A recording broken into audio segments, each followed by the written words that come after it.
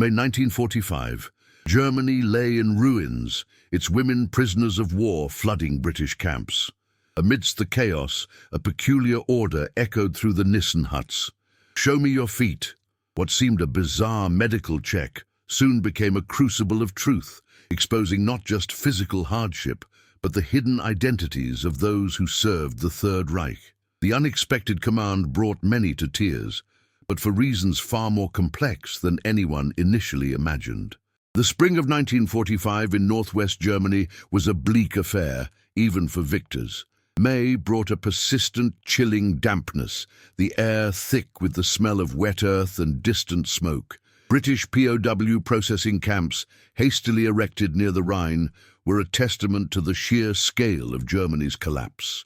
Thousands of female German auxiliaries from the Wehrmacht and various paramilitary organizations surrendered daily, overwhelming the already stretched British forces. Intelligence reports, however, painted a more sinister picture.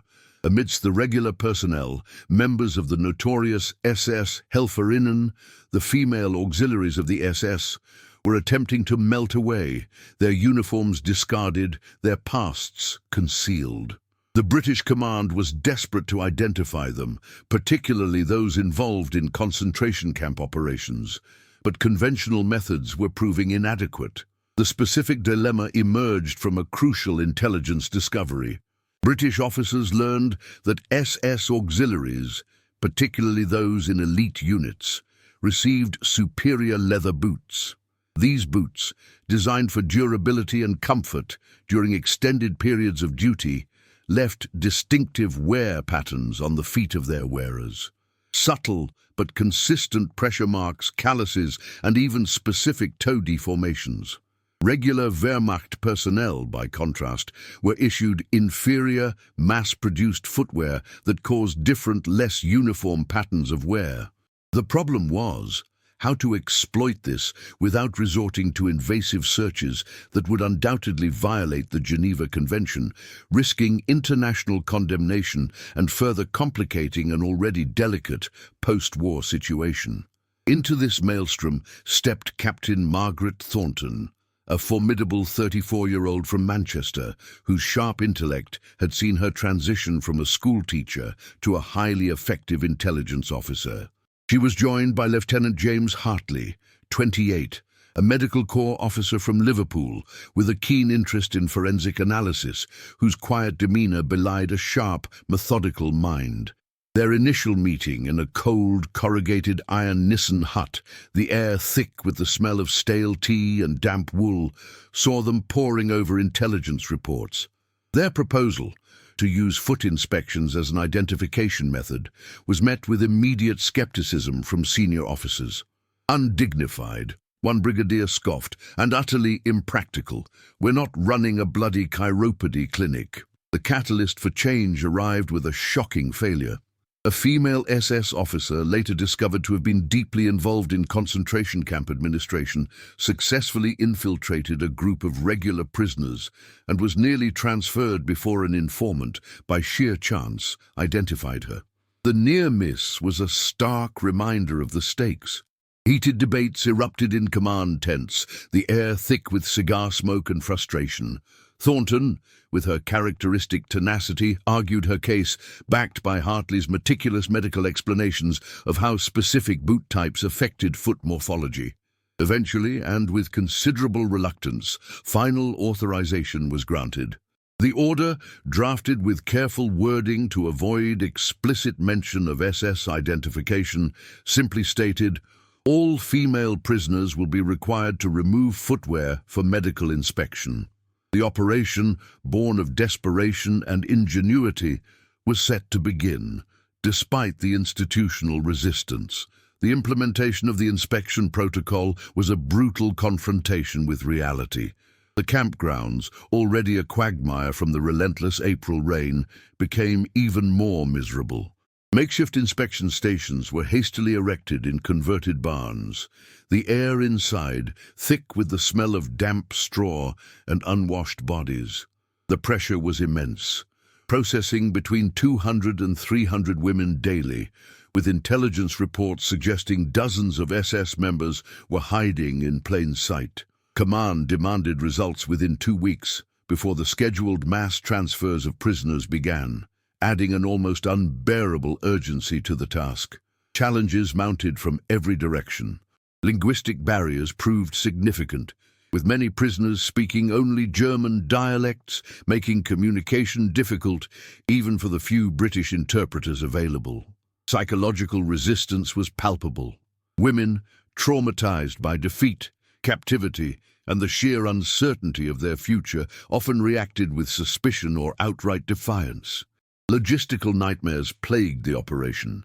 A severe lack of proper seating meant women often stood for hours in the cold. Inadequate lighting made detailed inspections difficult, and insufficient medical personnel stretched resources to breaking point. Environmental factors exacerbated everything. The persistent cold caused health concerns. The ubiquitous mud made clean inspections nearly impossible, and constant rain disrupted outdoor queues, adding to the general misery. Thornton and Hartley, working 16-hour shifts, became the anchors in this chaos. They tirelessly trained junior officers in identification techniques, emphasizing the need for meticulous observation. They established strict protocols to maintain dignity, ensuring private screening areas and mandating that only female personnel conducted the actual inspections. Small comforts, like hot tea and blankets, were provided to waiting prisoners, a small gesture to alleviate the harsh conditions. Hartley, with his forensic eye, created visual reference guides, meticulously detailing the distinctive wear patterns associated with SS-issue boots versus standard Wehrmacht footwear, turning a hunch into a systematic identification tool. Then came the human element, stark and heartbreaking. The first woman ordered to show her feet broke down, not with defiance, but with a profound, shuddering sob. She was not SS. She was a 19-year-old telephone operator from Bavaria, her feet a testament to the brutal winter retreat, covered in angry blisters, frostbite scars, and the raw, chafed skin of inadequate footwear. Her tears weren't from guilt, but from shame at her physical condition, from the sheer exhaustion of war, and from the crushing humiliation of defeat. It was a moment that underscored the profound emotional toll on both sides. British personnel struggled with the discomfort of causing such distress, whilst prisoners experienced a profound vulnerability. The weight of recent revelations about concentration camps created a complex moral landscape, forcing Thornton to maintain professional detachment whilst witnessing genuine human suffering. A pattern quickly emerged. Most tears came not from SS members, but from ordinary women confronting the physical evidence of their ordeal.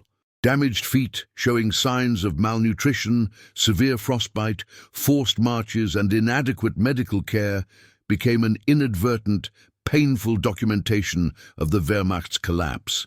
Yet amidst this widespread suffering, the method proved its worth. The first positive identification was a woman claiming to be a cook, her demeanor calm, her story rehearsed. But her feet, when inspected, showed the distinctive telltale SS boot patterns. Her composure finally cracked when confronted with the undeniable physical evidence. Subsequent separate interrogation confirmed it. She was indeed an SS Helferinnen, involved in administrative support at Ravensbrück. The method, against all odds, worked. The unexpected nature of the British inspection method sent ripples of confusion through the ranks of hidden SS members.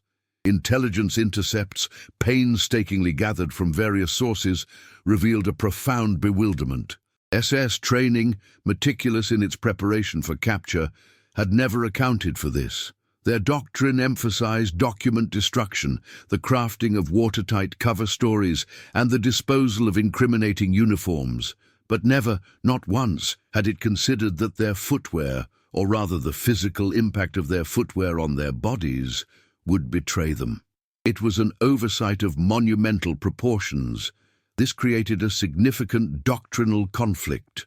SS operational security had always assumed the British would employ conventional identification methods, interrogations, document checks, the use of informants, or perhaps even tattoo inspections. The foot inspection, however, exploited a glaring blind spot in their escape planning. Intercepted conversations among captured SS personnel, often relayed by informants, spoke of the foot inspection with a mixture of disbelief and growing panic. They simply could not comprehend how the British had discovered this peculiar vulnerability, a secret held not in documents, but in the very fabric of their bodies. The adversary's perplexity was personified during the interrogation of Margaret Hoffmann, a 26-year-old SS Aufseherin from Ravensbrück. She had maintained perfect composure through initial questioning. Her cover story as a simple Wehrmacht clerk rehearsed flawlessly. Her eyes were cold, her answers precise, betraying nothing. But when the inspection revealed the distinctive boot wear patterns, the telltale pressure marks and specific calluses formed by years in SS-issue leather boots, her confidence shattered. The carefully constructed facade crumbled. She hadn't considered that her feet, those mundane instruments of daily movement, would betray years of service in elite units, a service she had so meticulously tried to erase. This method led to the first major breakthrough. An entire group of SS Helferinnen, who had surrendered together claiming to be Wehrmacht clerks, were identified. Their feet, upon inspection, revealed identical wear patterns consistent with the superior SS-issue boots. Cross-referencing these findings with fragmentary records recovered from captured German archives confirmed their true identities. All had served at Bergen-Belsen in administrative capacities. Their subsequent arrest and interrogation provided crucial testimony about camp operations, personnel, and the administrative machinery of the Holocaust. The psychological dimension of the inspection proved incredibly effective. It wasn't merely the physical evidence, it was the utterly unexpected nature of the exposure. SS members were prepared for the psychological warfare of interrogation, for the scrutiny of documents, for the potential betrayal by informants.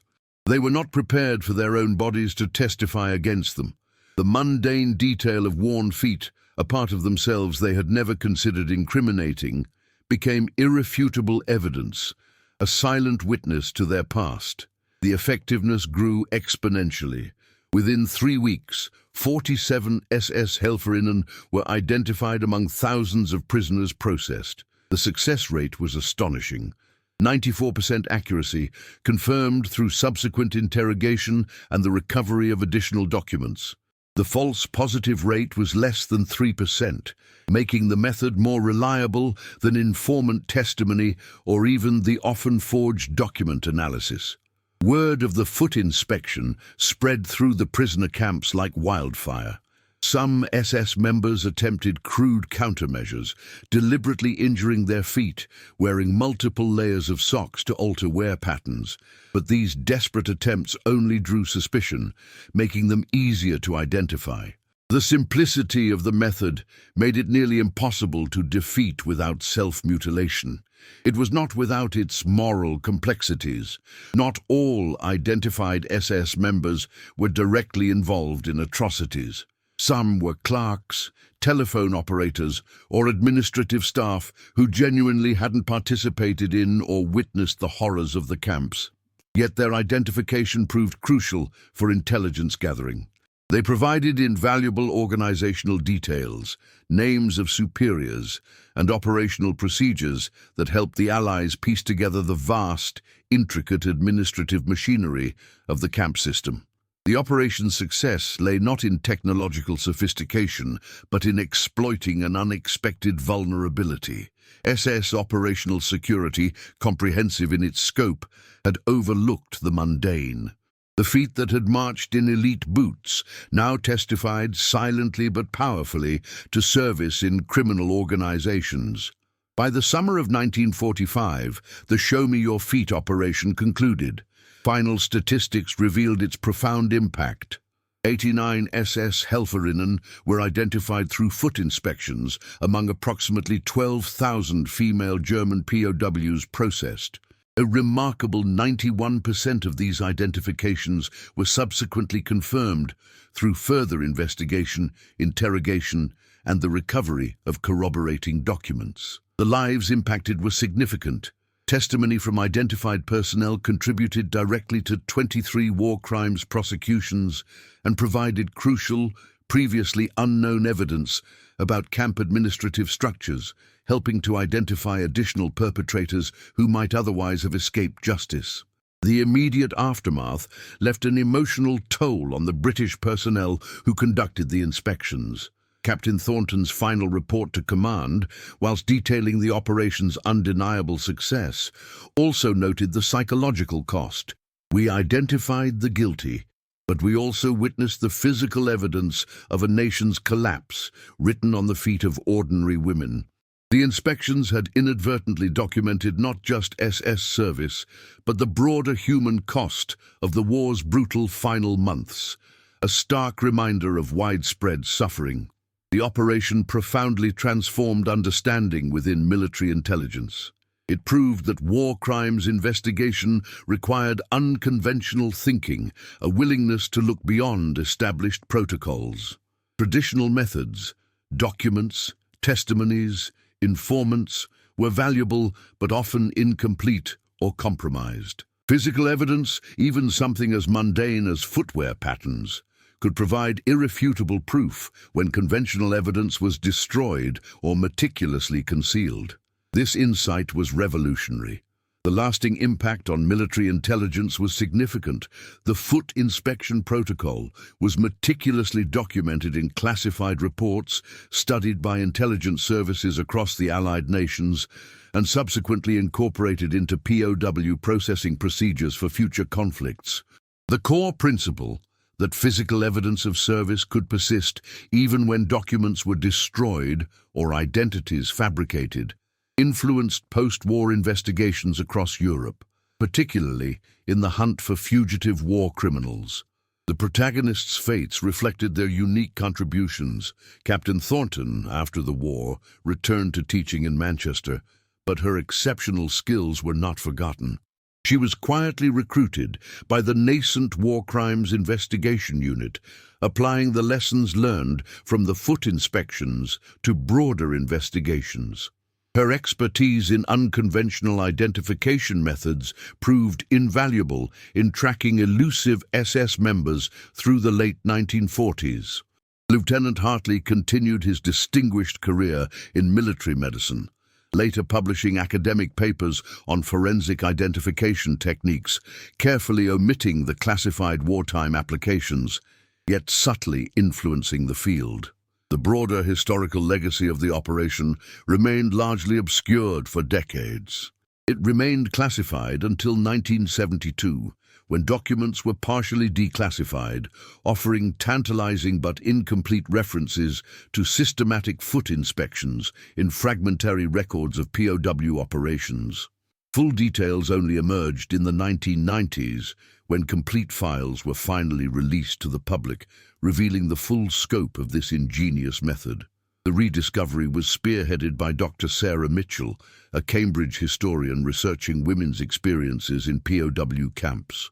In 1998, while sifting through the National Archives, she discovered Thornton's detailed reports, a treasure trove of meticulous observation and analysis. Her subsequent paper, Unconventional Identification, the Foot Inspection Protocol of 1945, brought the operation to academic attention.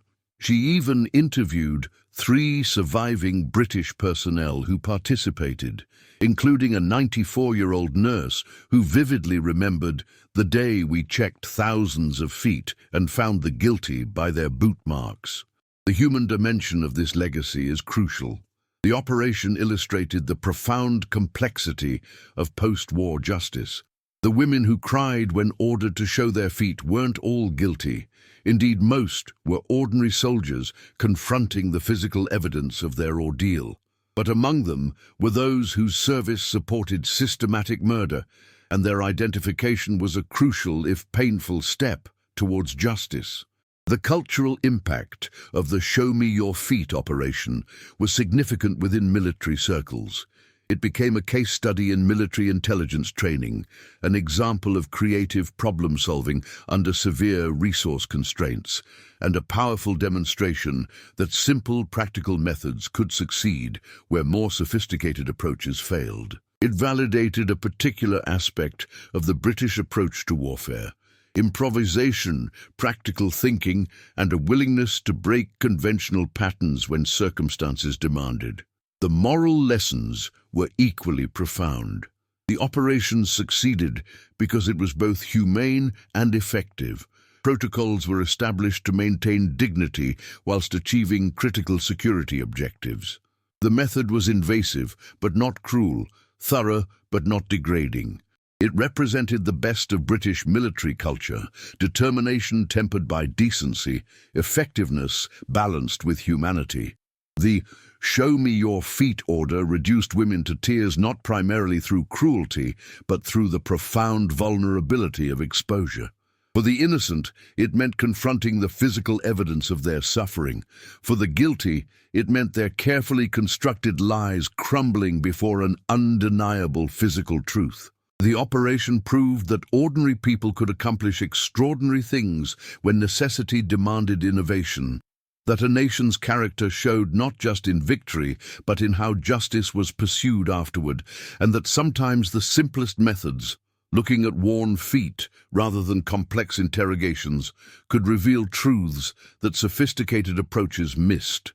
The legacy endures, a reminder that war crimes investigation requires both moral clarity and practical creativity, that justice must be pursued with determination but also with humanity, and that the British contribution to post-war accountability came not just through military victory, but through the unglamorous, difficult work of identifying perpetrators among thousands of prisoners, one pair of feet at a time.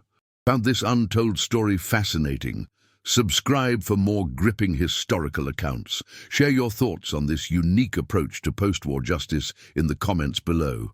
What other lesser-known aspects of the Second World War would you like us to explore? Join our community and uncover history's hidden gems.